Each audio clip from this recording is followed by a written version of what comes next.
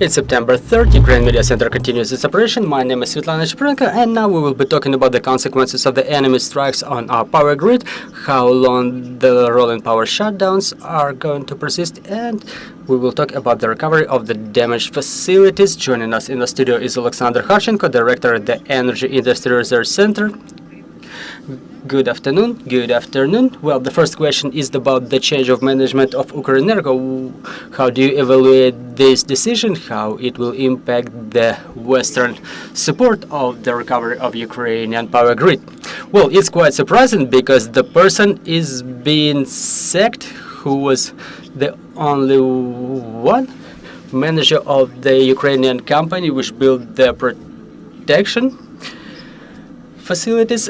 Well, there is a need to recover the facilities. We keep experiencing it right now because on the 26th of August there was the biggest attack, 126 missiles. Well, the recovery is going on, and well, I will take up this role of Cassandra. We will have only one queue of power shutdowns, maybe tomorrow or the day after, or we will get rid of the power shutdowns quite shortly. Based on my observation of the dynamics of recovery of the power grid, this is why this decision was quite surprising from the point of view of common sense. It looks less logical, specifically on the background on what happened in communication with the Western partners, who really asked that fair question, that the supervisory council that is supposed to replace the management irrespectively of other procedures was not yet completed. One of the independent members is still absent, and no matter what it voted for, because given the presence of that independent member of the supervisory council, the discussion could look quite different. Well, no one tries to conceal that there was a pressure exercised on the supervisory council. Many sources were outspoken about that, and it's a real bad example of relations between Ukrainian authorities, Ukrainian bureaucracy, with the Western principles of corporate management of government-controlled companies, because such emotional decisions in Western practice are unacceptable. There is no argumentation in the public space. There is no understanding what exactly happened to cause this change that looks quite illogical. And as long as our authorities don't understand that communication with the professional circles, communication with the society is important, they will be perceived quite badly. It's no secret for anybody that a large number of foreign partners, they don't only evaluate the situation, they perceive Ukrainian expert community, independent expert community, as a source of information. And respectively, when 95% of all of the experts say that this decision was bad, when they provide arguments why that decision was bad, when the professional associations of green energy, a number of other energy associations are trying to address the authorities and get no response, well, it looks bad, let's be honest. But we have what we have. For me personally, it's not even a question of a personal role of Kudrytsky or something related to him. Well, he's definitely a talented manager who concentrated a lot of trust in himself and his team, which costed $1.5 billion that Ukrenergo received from international partners. But the question is how to retain this trust now. What can we do to make sure that the aid is not suspended? Because it's crucial for us. For us, it depends whether we will have electricity in winter. And in my opinion, what should happen now, and it's important to make sure it happens that way, like, okay, the person got fired according to a bureaucratic procedure, and that same procedure contemplates another thing. There should be an active manager or acting manager appointed, and there should be a bid announced to fill this vacancy, and this contest should be held in a transparent, honest manner, clearly understandable for international community, for our partners, so that the people and the partners understand what's going on, how is the selection going on, how worthy are the candidates, because as we read about some shadow interviews of some candidates, this is something that can kill our aid. Just do that and we're without that aid. But for what I understand, that the fact of firing of Mr. Kudrytsky was the result of lobbying of our Ministry of Energy, who have no protection in their energy facilities. For example, for what I know from open sources, Energoatom haven't built any single protection in their facilities.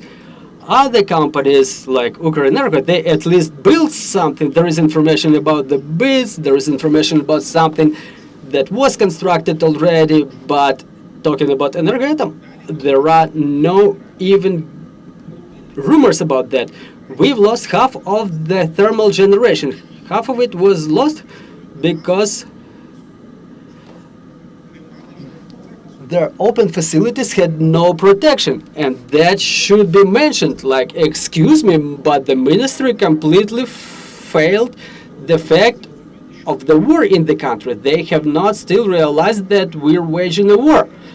We have to keep talking about it, and the president should think about how to change this situation. And it was definitely not Kudrytsky who was supposed to change it. We have an error on a different level now.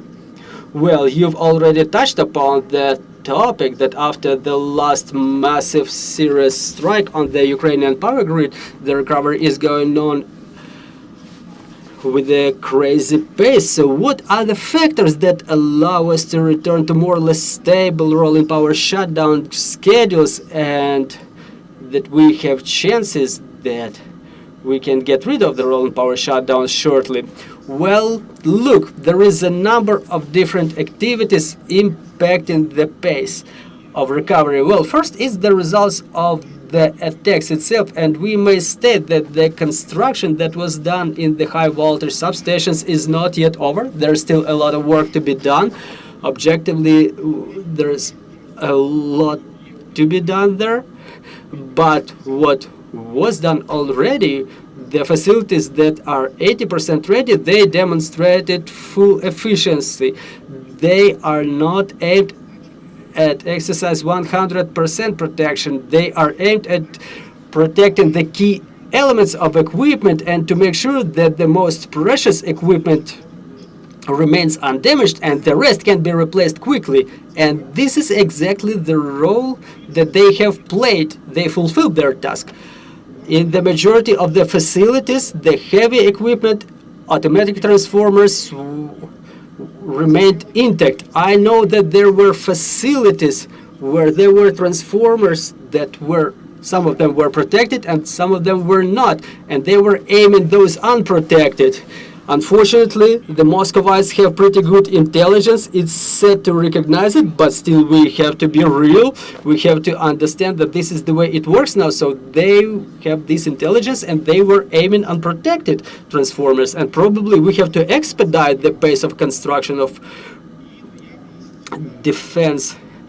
And another component is availability of equipment and emergency teams who can replace the damaged equipment. And once again, Ukrenergo demonstrated that they have teams in place, they have equipment in reserve, and they recover quite quickly. Today is what? September 3rd. It's been 9 or 10 days. Today we have only 2 queues all across the country. I think that the day after tomorrow there will be only one, or maybe there will be none. and within the next weekend we will have no shutdowns at all. That's a clear indicator of how efficient, how effective the company was, how the mechanisms have responded, how the repair teams responded, how the logisticians reacted, how it was all recovered after the attack. I think that any other comments are unnecessary. Well, we have pretty good weather conditions. The load on the power grid is more or less stable. It's not so hot, but it's still warm. But we are going to roll into a colder period shortly. So what are your expectations? Well, let's talk about two scenarios. One of them is a fantastic scenario. We are not attacked anymore, or we get attacked, but they don't target any of our power grid facilities.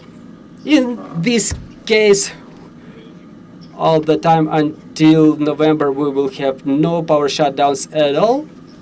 Maybe on a local level due to failures of some obsolete equipment, and we will pass this winter quite calmly. Then we start winter, where objectively we will have quite an intense deficit of generating capacities, and then it all depends on the weather to a major extent, because if the temperature falls below -10, -12, -15, let's be honest, the duration of the power shutdowns may be up to 12, maybe 14 hours per day, not in a row, in pieces, but that's what we're gonna have, 12 to 14 hours. Well, there may be a soft scenario with the warm weather, and probably 4 hours per day will suffice for the consumers. Well, it depends on the weather again, but we recognize again it's a fantastic scenario under which we did not get attacked.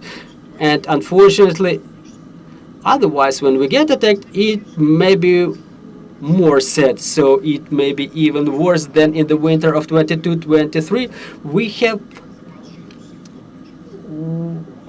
our reserve of fat, so to say, significantly decreased. Well, we only hold on to nuclear generation. If we don't have nuclear generation, everything becomes real sad. This is what we didn't have during the winter of 22-23. We had a huge reserve of generation. Okay, this thing goes off, we may switch this on, but now we don't have this thing. Every gigawatt of generation is worth gold, and I apologize if I'm repeating myself, but it hurts me. It really hurts me now. When we watch the discussion at Moscow TV channels that they should target the nuclear power plants in Ukraine to provoke the blackout, to provoke the progressive events, the cascade emergency, and when you understand that nothing is done to protect those facilities, well, it hurts to realize it. And it's even more unpleasant to realize that no one takes any steps to rectify it. However, we had more than enough time, and it's still unclear for me why Ukrenergo was able to construct the protection facilities, why Ukrhydroenergo was able to build something, and Ukrenergoatom was unable to do that, and this is the Achilles heel of our power grid. There is nothing more precious in our power grid today than them. So talking about the regions of Ukraine, where will the situation be the most difficult? It will be the left bank and south. Objectively, there are problems with transmitting the electricity to the left bank, and there are certain restrictions related to constant attacks on the infrastructure. The south has a huge deficit of generating capacity, so we have to transport electric power over there. And the weakest point is Kyiv. Kyiv is naturally the biggest consumer with negative energy balance that requires 1 gigawatt of external capacity. And unfortunately, Kyiv is very vulnerable, and Kyivites should be preparing for a difficult winter one way or another.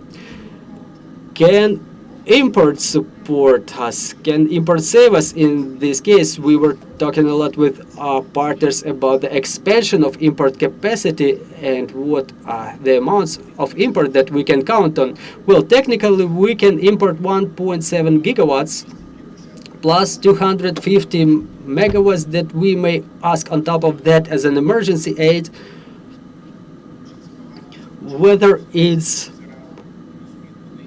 a lot or not, it's only 10% of our needs. And the problem is that the recently fired Mr. Kudrytsky was the head of the process of joining the INSOE, and he was the driver of all the negotiations about the expansion of import capacities. And the reaction of INSOE to the change of top management, I know they are conservative. I was taking part in all those processes. I understand that there are real conservative people on that end who don't trust anybody, and only after a couple of years of active interaction they start opening up to you and respond more or less openly and honestly to your needs. So it's difficult for me to predict what's going to happen on their end now and how it will impact our capacity to expand our import. We were talking about expansion from 1.7 gigawatt up to 2, but it's difficult to predict what's going to happen on their end. They will have some transition period there to understand how the team of Ukrenergo has changed, who's going to be the manager, how it's going to work. And even from the technical point of view, it means that the things are going to get postponed only because the new people need to come and to understand how it's going to happen.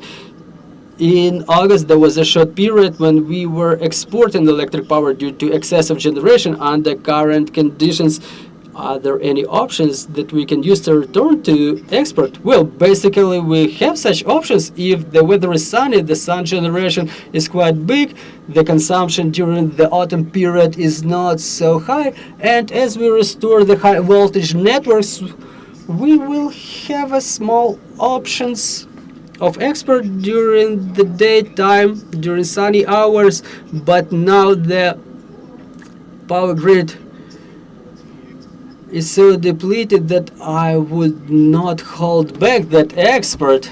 The more we export of what we don't need for our consumption, the better. One way or another, it's money for Ukraine. It's money that we can use in some way to recover something, to build something else. Thank you very much. Do we have any questions on the floor from the journalists?